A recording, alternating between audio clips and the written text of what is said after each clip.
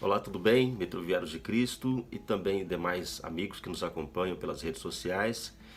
Eu gostaria de meditar com vocês hoje no Evangelho de Jesus Cristo, escrito por Mateus, capítulo 6, versículos 19 até o 21, que nos diz assim: Não acumulem para vocês tesouros na terra, onde a traça e a ferrugem destrói, e onde os ladrões arrombam e furtam, mas acumulem para vocês tesouros nos céus, onde a traça e a ferrugem não destrói, e onde os ladrões não arrombam nem furtam. Pois onde estiver o seu tesouro, aí também estará o seu coração. Versículo 24 nos diz assim: Ninguém pode servir a dois senhores, pois odiará um e amará o outro, ou se dedicará a um e desprezará o outro. Vocês não podem servir a Deus e ao dinheiro. Essa passagem bíblica, ela se refere a um momento em que Jesus ele subiu ao monte e ele fez ali um discurso aos seus discípulos, bem no comecinho da sua carreira ministerial. Nem todos que estavam presentes eram só discípulos. E é interessante porque ele começa lá no capítulo 5, quando nós falamos sobre as bem-aventuranças, que é muito conhecida de todos nós. No capítulo 5, no verso de número 3, se diz assim: Bem-aventurados os pobres em espírito, pois deles é o reino dos céus. E o versículo de número 5 diz assim: Bem-aventurados os humildes, pois eles receberão a terra por herança. Essas duas passagens que eu li se referem a palavras ditas pelo próprio Jesus. Na primeira nós falamos sobre não acumular tesouros na terra, mas acumular nos céus, ou seja, acumular espiritualmente e não aqui onde nós estamos hoje. Não é que você não possa ter riqueza, mas está se falando sobre você colocar o teu coração nas riquezas. Muitos têm deixado de lado o servir a Deus para servir as riquezas.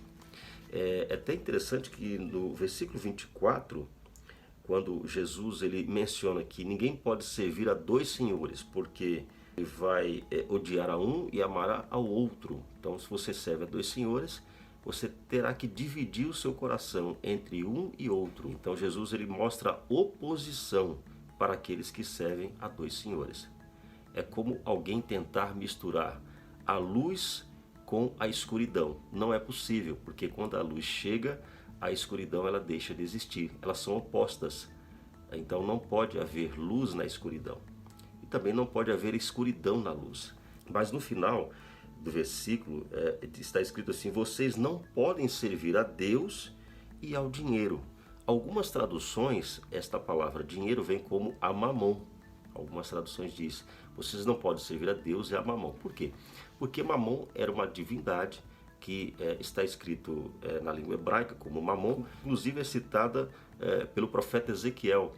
Era dos povos de Tiro. Então era uma divindade fenícia e tinha como significado dinheiro, riqueza. Então aqueles que serviam a essa divindade, essa idolatria, eles serviam ao dinheiro, à riqueza, eles serviam ao poder a partir do dinheiro, a partir dos tesouros. Este é exatamente o significado: servir aos dois senhores.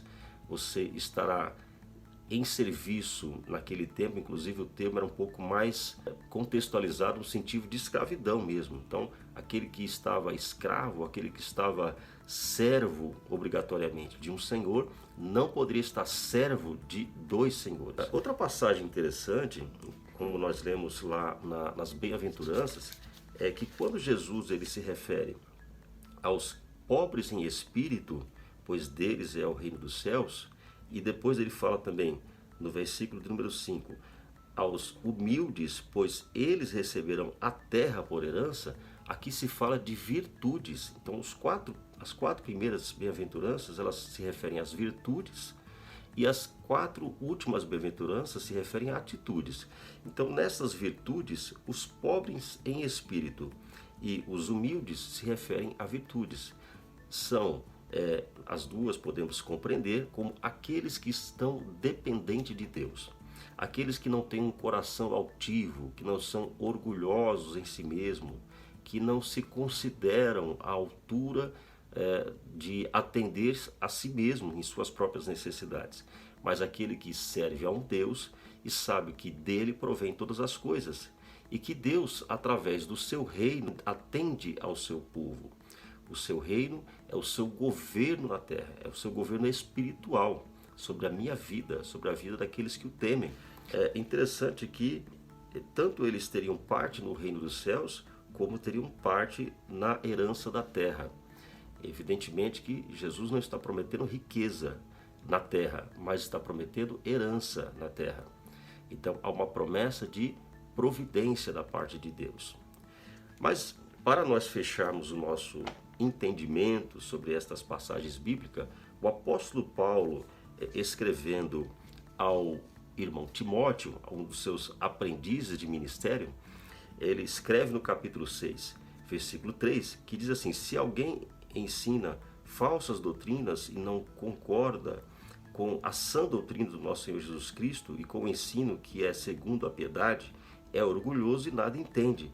Esse tal mostra um interesse doentio por controvérsias e contendas acerca de palavras que resultam em invejas, brigas, difamações, suspeitas malignas e atritos constantes entre aqueles que têm a mente corrompida e que são privados da verdade, os quais pensam que piedade é fonte de lucro. Olha que interessante.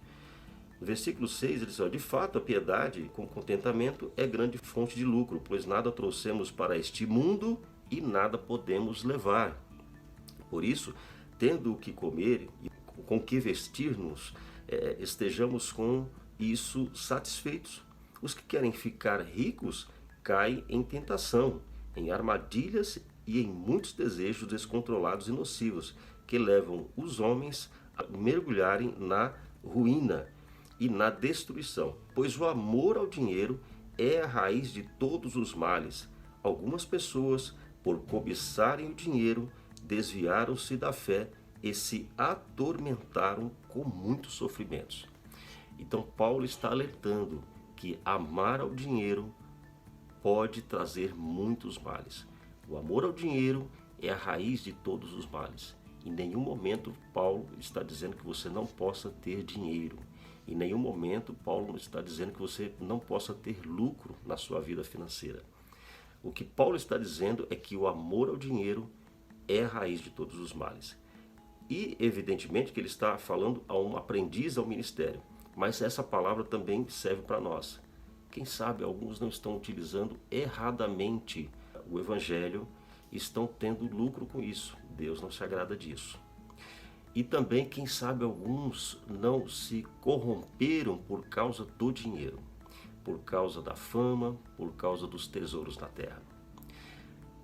Das duas passagens que nós lemos, tanto lá em Mateus como aqui na carta ao Timóteo, na primeira carta, foi importante nós observarmos que Deus ele está esperando de nós um coração humilde, pessoas simples, mais dedicadas à sua obra, que sejam dependentes dele e que em tudo que é recebido da parte de Deus, em todas as nossas necessidades que somos atendidas, que estejamos satisfeitos. Que Deus abençoe a todos vocês e que Deus abençoe a cada um na sua casa e na sua família. Muito obrigado.